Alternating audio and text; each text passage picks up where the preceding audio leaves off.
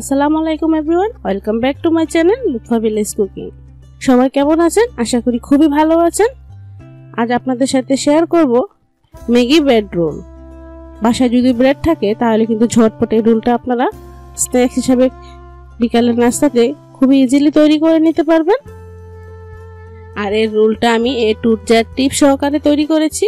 আর রোলটা তৈরি করার পর ভাজার সময় ভিতরে ফাটবেও না, ভিতরে তেলও প্রবেশ করবে না।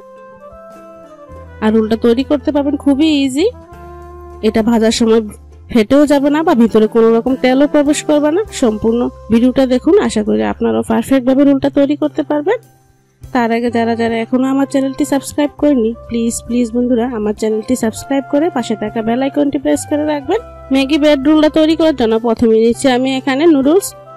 এখানে আমি ছোট প্যাকেটের নুডলসগুলো নিয়েছি। আমি এখানে 4 প্যাকেট নুডলস নিয়েছি। দুটা দিয়ে আমি পুর তৈরি করব আর দুইটা আমি সাইডে রেখে দিচ্ছি। এটা আমি ব্রেডটা কভার করার কাজে ব্যবহার করব। তো প্রথমে আমি 2 প্যাকেট নুডলস আমি খুলে ভেঙে নিচ্ছি। প্রসেসিংগুলো আগে করে রাখলে কিন্তু ইজিলি করা যায়, তাই আমি সবগুলো নুডলস প্রথমে ভেঙে রেখে দিচ্ছি আর মশলাগুলো আলাদা সাইডে রেখে দিচ্ছি। ভাঙা হয়ে গেলে চুলায় একটা প্যান বসিয়ে দিয়ে দিচ্ছি 1 টেবিল চামচ তেল। এখানে চাইলে সরিষার তেলও ইউজ করতে পারেন। সেক্ষেত্রে তেলটা একদম ভালো করে গরম হওয়ার পর সবগুলো ভাজতে দিতে হবে।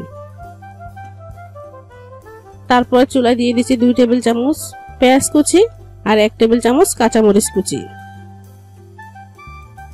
এখন পেঁয়াজ আর কাঁচামরিচটা একটু ভেজে নিব। পেঁয়াজটা যতক্ষণ পর্যন্ত নরম না হয় ততক্ষণ পর্যন্ত একটু ভেজে নিব। তো দেখুন এভাবে অনবরত নেড়ে আমি পেঁয়াজটা ভেজে নিয়েছি। পেঁয়াজটা যখন নরম হয়ে এসেছে এতে কিছু মশলা অ্যাড করব। দিয়ে দিচ্ছি পরিমাণ মতো লবণ, হাফ টিস্পুন হলুদ গুঁড়া, 1 টেবিল চামচ টমেটো সস। এখানে চাইলে কিন্তু আপনারা টমেটো ইউজ করতে পারেন। তারপর ভালোভাবে মিশিয়ে নিচ্ছি। মিশানো হয়ে গেলে একটা ডিম দিয়ে দেব। এখানে 2টা ডিমও ইউজ করতে পারেন, তবে আমি একটা ডিম দিয়ে তৈরি করছি। তো দেখুন ডিমটা এভাবে ফেটিয়ে আমি একদম ঝুরো করে নিব। তারপর পেঁয়াজের সাথে ভালো করে মিশিয়ে নিব। মিশানো হয়ে গেলে এতে দিয়ে দিব 1 কাপ পরিমাণ পানি। 2 প্যাকেট নুডলসের জন্য কিন্তু 1 কাপ পানি যথেষ্ট। একদম বেশি পরিমাণে পানি দিলে কিন্তু নুডলসটি নরম হয়ে যেতে পারে। পানিটা বলক চলে এলে দিয়ে দিচ্ছি ভেঙে রাখা যে নুডলসগুলো, সেই নুডলসগুলো। তারপর দিয়ে দিচ্ছি নুডলসের যে মশলাটা আছে তার থেকে একটা মশলা দিয়ে দিচ্ছি আর একটা আমি রেখে দিচ্ছি, একদম শেষে ইউজ করব। তো দেখুন নুডলসটা একদম থকথকা হয়ে গিয়েছে। এই পর্যায়ে যে নুডলসের যে বাকি মশলাটা ছিল সেটা দিয়ে দিচ্ছি আর দিয়ে দিচ্ছি কিছু ধনেপাতা কুচি। ধনেপাতা দেওয়ার কারণে কিন্তু খুবই সুন্দর একটা ফ্লেভার আসতেছে।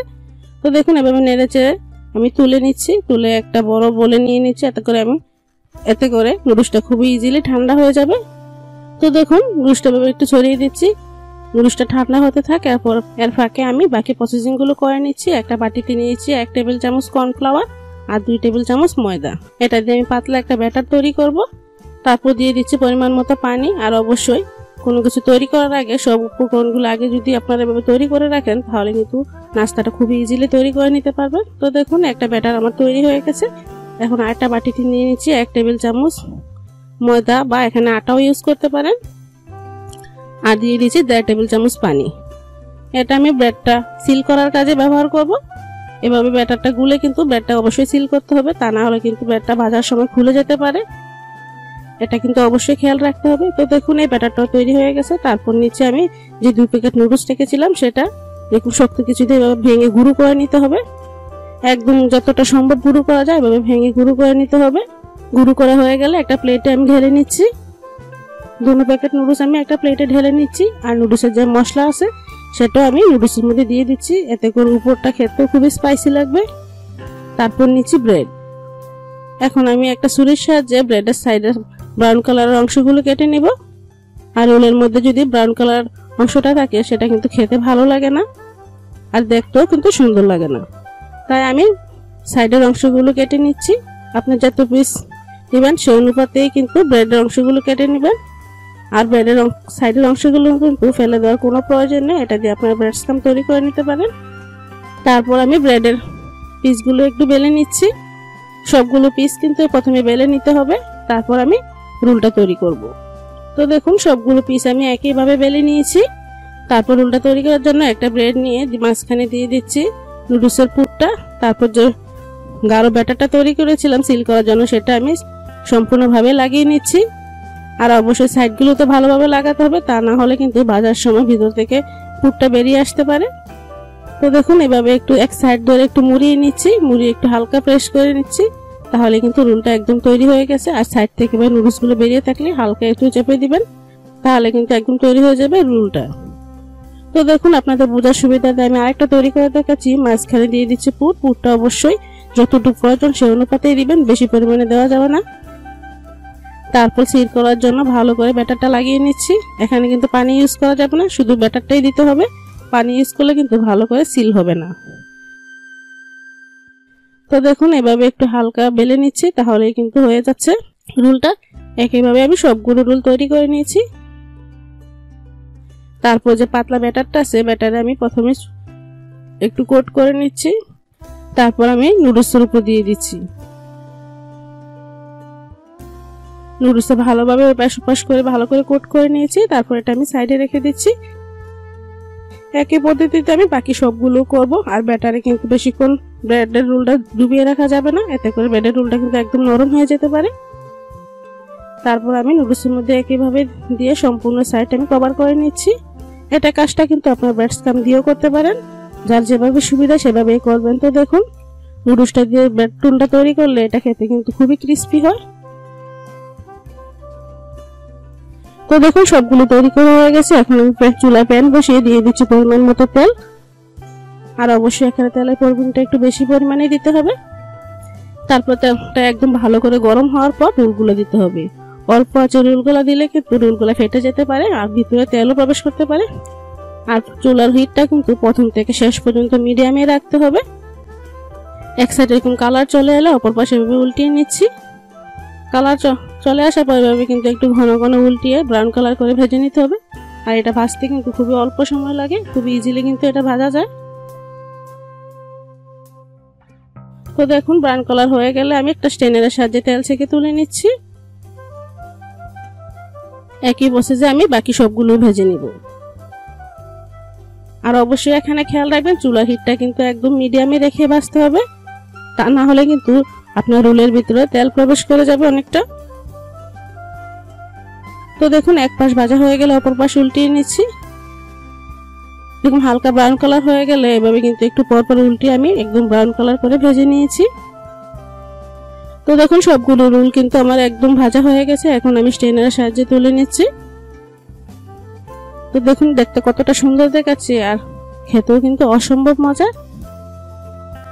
তো আমার ভিডিওটি যদি আপনাদের ভালো লাগে থাকে তাহলে অবশ্যই লাইক কমেন্ট শেয়ার করবেন আর আমার চ্যানেলটি সাবস্ক্রাইব করে আমার পাশেই থাকবেন।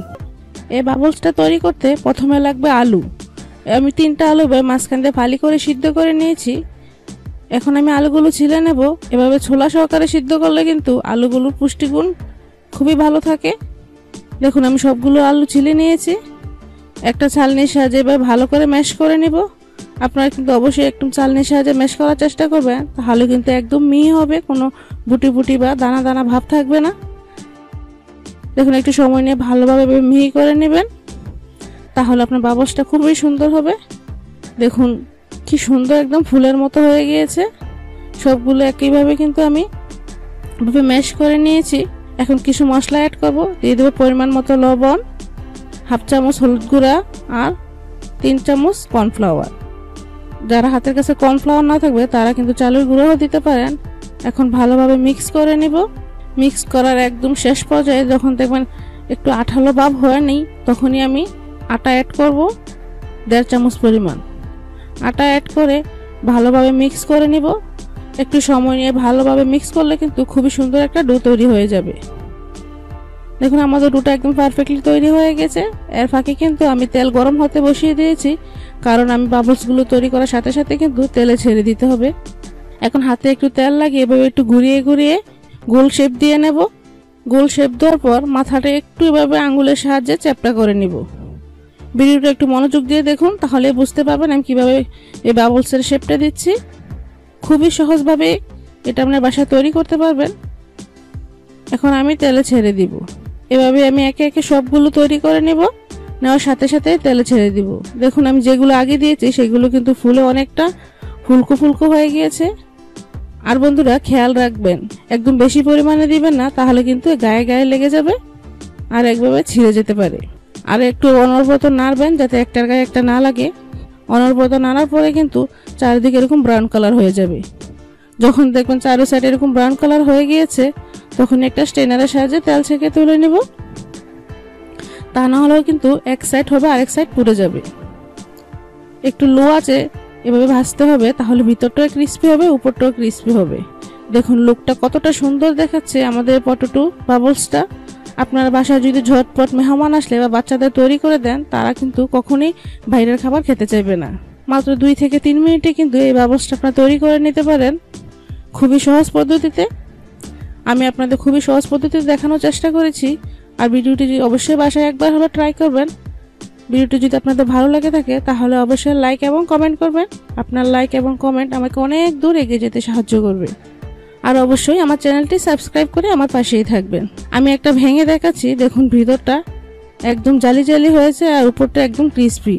এটা কিন্তু বিকেলে চায়ের আড্ডায় একদম জমে যাবে, বা সসের সাথেও কিন্তু খেতে অনেক মজার।